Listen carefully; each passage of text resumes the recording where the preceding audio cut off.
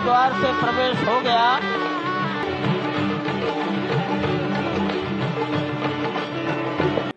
कर्तव्य परायण स्वरूप में, धर्म परायण स्वरूप में, 140 करोड़ देशवासियों के प्रतिनिधि के रूप में, तेज तप और तपश्चर्या के पर्याय के रूप में, भारत भारतीयता के अग्रदूत के रूप में और साथ ही साथ सनातन संस्कृति के ध्वजवाहक के रूप में प्रस्तुत हैं गर्भगृह में।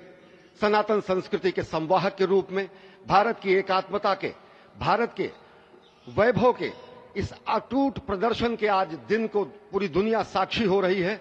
और अगर देखें तो निश्चित तौर से जिस तरीके से प्रधानमंत्री जी पहुंचे हैं, कहा जा सकता है कि वह शंकर का तेज लिए आता है, सत्य सनातन शाश्वत का वह वेग लिए आता है, माथे पर अपने त्रिपुंड सजाकर जगत गुरु भारत का संदेश लिए आता है। और वह संदेश है वसुधैव कुटुंबकम का, वह संदेश है सर्वे भवन्तु सुखिनः का, वह संदेश है कृण्वन्तो विश्वमार्यम का, वह संदेश है वयम राष्ट्रे जाग्रयाम पुरोहितः का, यानी कि हम राष्ट्र में जागते रहें और राष्ट्र निर्माण में हम संलग्न रहें। आज इतिहास लिखा जा रहा है।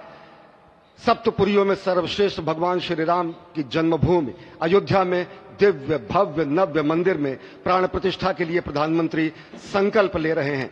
ये संकल्प है उन हुतात्माओं के लिए, ये संकल्प है उन बलिदानियों के लिए, ये संकल्प है उन राम भक्तों के लिए, ये संकल्प है भारत भारतीयों के लिए, ये संकल्प है सनातन संस्कृति के लिए, ये भारत के जगत गुरु स्वरूप का भी संकल्प है। और आज हम साक्षी बन रहे हैं, प्रधानमंत्री साक्षी हो रहे हैं, साक्षी भाव से उपस्थित हैं श्री राम लला के बाल मूर्ति विग्रह के सामने। अजय, जिस तरह से आप ये अद्भुत दृश्य देख रहे हैं, सुनील शास्त्री जी इस वक्त प्राण प्रतिष्ठा के लिए संकल्प कराते हुए और प्रधानमंत्री एक तरह से इस प्राण प्रतिष्ठा के संकल्प के बाद जो 6 गृहस्थ हैं वो इस प्राण प्रतिष्ठा के कार्यक्रम को अपनी ओर से, जिन्होंने लगातार तपस्या की है, भूमि पर शयन किया है, बिना कोई अन्न ग्रहण किए, लगातार जब से उन्होंने प्राण प्रतिष्ठा का संकल्प लिया है तब से वो 6 के 6 परिवार तपस्या कर रहे हैं। आप सभी जानते हैं कि इस वक्त प्रधानमंत्री मोदी भी पिछले 11 दिनों से तपस्यारत हैं और उन्होंने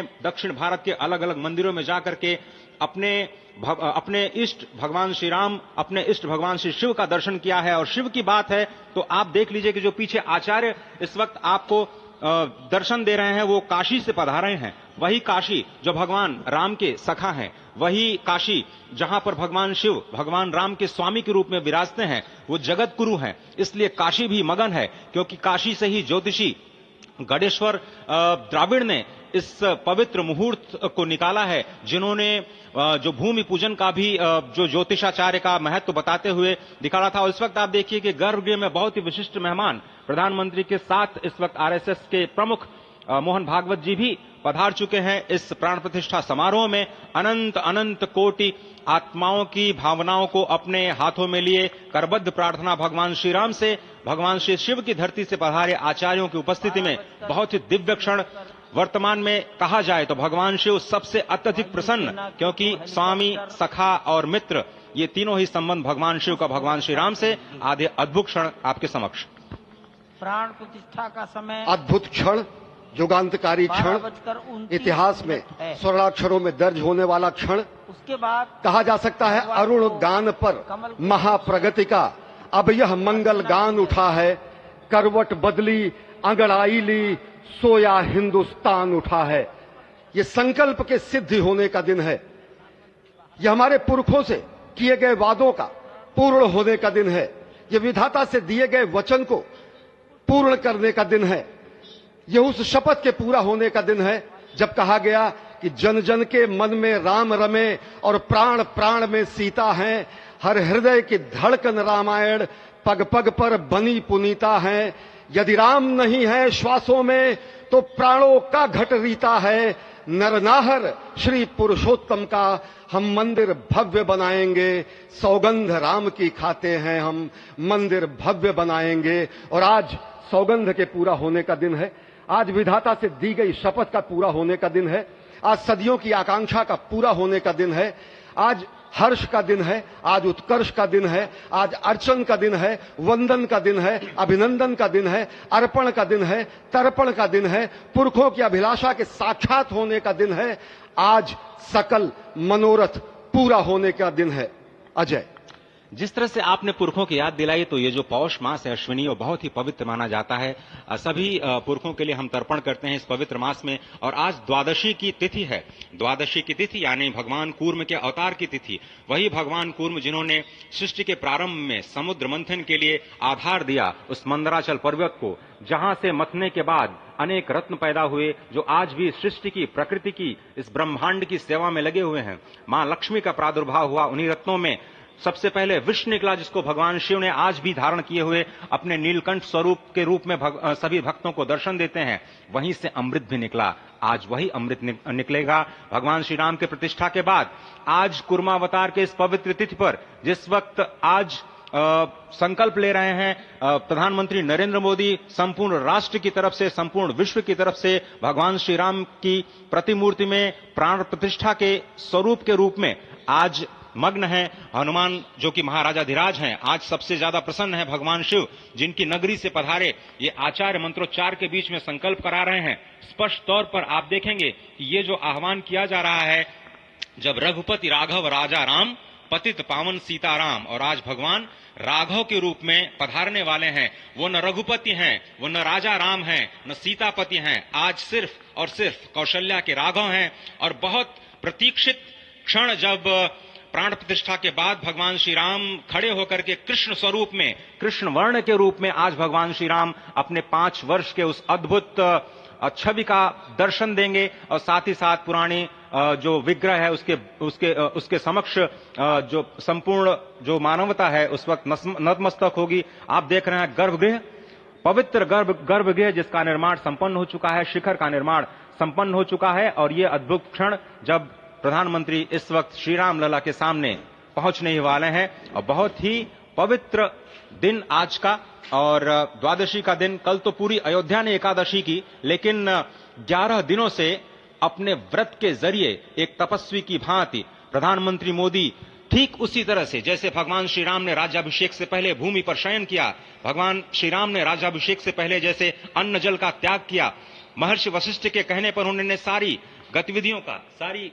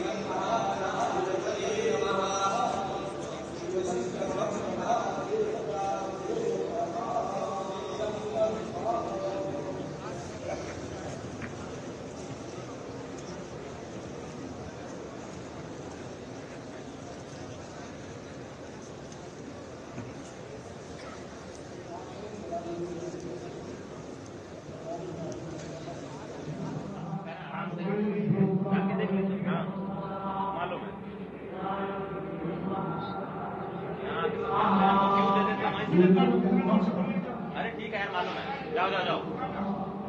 अरे ठीक है, जाओ, अरे जाओ यार, जाओ जाओ जाओ।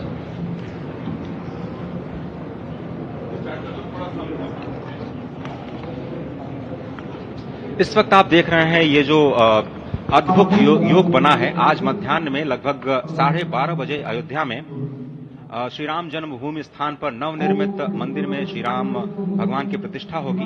ये मेष लग्न है, वृश्चिक नवांश है और अभिजित क्षण है। मृगशीर्ष नक्षत्र है जो कि भगवान चंद्रमा के साथ जुड़ा हुआ है और आज सोमवार का बहुत ही अद्भुत दिन जिसमें ये परम योग बना है। इंद्र योग, आनंद योग, सर्वार्थ सिद्धि योग, अमृत सिद्धि योग, पूर्व कालामृतानुसार जो बाण पंचक सिद्धि योग नहीं होने से ये संजीवनी योग बन रहा है। आप स्पष्ट तौर पर समझे कि ये जो पंच बाण है, पंच बाण न होने से ये संजीवनी योग और लग्नेश मंगल में होने से नवमेश गुरु की परंपरा दृष्टि होने से राजयोग बन रहा है। इस अद्भुत क्षण में, इस अद्भुत योग में ये जो प्राण प्रतिष्ठा होनी है 12:30 बजे, जिसके लिए 84 सेकंड्स का समय निर्धारित किया गया है। आप समझिए कि मकर में इस वक्त भगवान सूर्य हैं और उनके होते हुए पौषे राज्य विविध स्यात्, यह बृहस्पति वचन यहाँ चरितार्थ होता है। तो ऐसे में मंगल प्रसंग में सभी को सम्मिलित होने का जो प्रण है, भगवान श्री राम को यहाँ पर लाने का जो मुहूर्त है वो अद्भुत है और इससे राम राज्य की प्रतिस्थापना करने में भारत को अवश्य मदद मिलेगी। और इसी संकल्प के साथ आज इस प्राण प्रतिष्ठा समारोह की शुरुआत हुई है और अब से थोड़ी ही देर में वो दिव्य क्षण आने वाला है जब भगवान श्री राम में प्राण प्रतिष्ठित होंगे। निश्चित तौर से वह क्षण समीप है जिसका इंतजार सदियों से लोगों का था। वो क्षण समीप है जिसका समूचा चराचर, यक्ष, गंधर्व, सुर, नर, हर कोई आकर उसका साक्षी बन रहा है। समूचे भारत के सभी पंथ, संप्रदाय, मतांतर, सभी धर्मों के धर्माचार्य, महामंडलेश्वर, हर कोई यहां मौजूद है। और निश्चित तौर से अगर देखें तो इन्हीं क्षणों के लिए कहा गया है कि नमन करें इस मातृभूमि को, नमन करें आकाश को, बलिदानों की पृष्ठभूमि पर निर्मित इस इतिहास को। असंख्य जो बलिदान दिए गए उस पर आज संकल्प की सिद्धि का दिन है। आज इतिहास तो अयोध्या में लिखा ही जा रहा है। आज एक नए सांस्कृतिक युग का सूत्रपात भी अयोध्या से हो रहा है और आह्वान किया जा सकता है संकल्प के बाद पूरे देश से कि अरुणोदय हो चुका वीर, अब कर्म क्षेत्र में जुट जाएं, अपने खून पसीने से नवयुग धरती पर लाएं। और नवयुग की कामना, धरती पर नवयुग लाने की कामना हमारी ही संस्कृति करती है, जो सत्य है, शाश्वत है, सनातन है, जो वसुधैव कुटुंबकम की बात करती है, जो आंगो भद्रा क्रतवो यंतु विश्वता की बात करती है, जो सर्वे भवन्तु सुखिनः सर्वे सन्तु निरामयः की बात करती है, जो संपूर्ण चराचर के कल्याण की बात करती है, हमारी ही संस्कृति है, जो समस्त विश्व में बंधुत्व और लोक कल्याण के लिए प्रार्थना करती है, मंत्र देती है।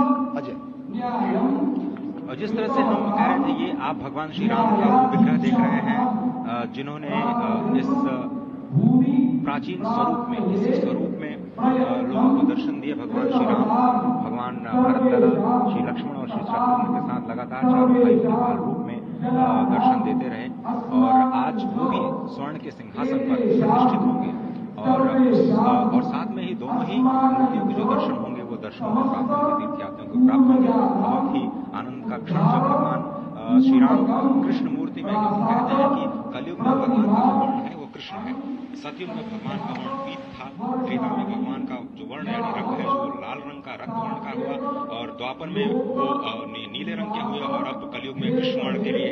और इसीलिए जो मूर्ति का निर्माण है वो कृष्ण मूर्ति का निर्माण किया गया है और 51 इंच की जब मूर्ति प्राण प्रतिष्ठित की जाएगी शुभ मुहूर्त में, उसके बाद उसी पुराने विग्रह के साथ में जो रामलला इस वक्त आप देख रहे हैं जिनके सामने चारों भाइयों के साथ में प्राण प्रतिष्ठा का कार्यक्रम चल रहा है, वो भी दर्शन देंगे जो कि स्वर्ण सिंहासन पर विराज चुके हैं। आप देखिए कि जो मुकुट है कितनी अद्भुत छवि है, उनके हाथ में धनुष्मान दे रहे हैं और उन्हीं प्राचीन विग्रहों के साथ समक्ष बैठ करके प्रधानमंत्री नरेंद्र मोदी इस वक्त जगत के कल्याण की कामना करने के लिए संकल्पबद्ध हो रहे हैं और भारत को, भारतीयता को, सनातन शांति और सद्भावना के प्रसार के लिए जो ये जो सनातन धर्म में जो मतलब कार्य किया है उसको आगे बढ़ाते हुए प्रधानमंत्री आज इस काज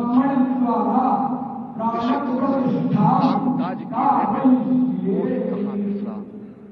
ये भावना हमेशा घनीभूत रही प्रधानमंत्री नरेंद्र मोदी ने। प्रधानमंत्री नरेंद्र मोदी वो क्षण देखा जब 9 और 10 नवंबर 1989 को प्रधानमंत्री ने उस समय देखा अनिकेत एक लेख में साधना पत्रिका में, और उन्होंने कहा कि यह क्षण सांस्कृतिक स्वतंत्रता का जयघोष करता है, हिंदू चेतना प्रकाश स्तंभ का दिन है जब रामशिला पूजन हुई। साथ ही साथ 1990 के दशक में आडवाणी जी की यात्रा की विस्तार में गुजरात में समन्वय भूमिका में रहे तत्कालीन भाजपा महासचिव के रूप में क्षेत्र उन्होंने भ्रमण किया। उस भ्रमण के दौरान दौरा नहीं पड़ा जिसमें केवल जल का भोग करके ही 6 से अधिक गांव में प्रधानमंत्री नरेंद्र मोदी ने रथ यात्रा का कुशल संचालन किया, समन्वय किया। सोमनाथ से अयोध्या की इस यात्रा के साथ अगर देखें तो एक वीर व्रती के रूप में नवरात्र के समय में जल पीकर 18 घंटे से ज्यादा एक वीर व्रती के रूप में प्रधानमंत्री ने तत्कालीन महासचिव भाजपा के बीजेपी इकाई के थे, इन्होंने अपना अंशदान किया। और अगर एकात्मता यात्रा की बात करें 1992 में 14 जनवरी को भारत कार्यकर्ता के रूप में अयोध्या आए थे, शपथ लिया था। यहाँ पर भव्य मंदिर का निर्माण हुआ, उनका पुनरागमन और रामचंद्र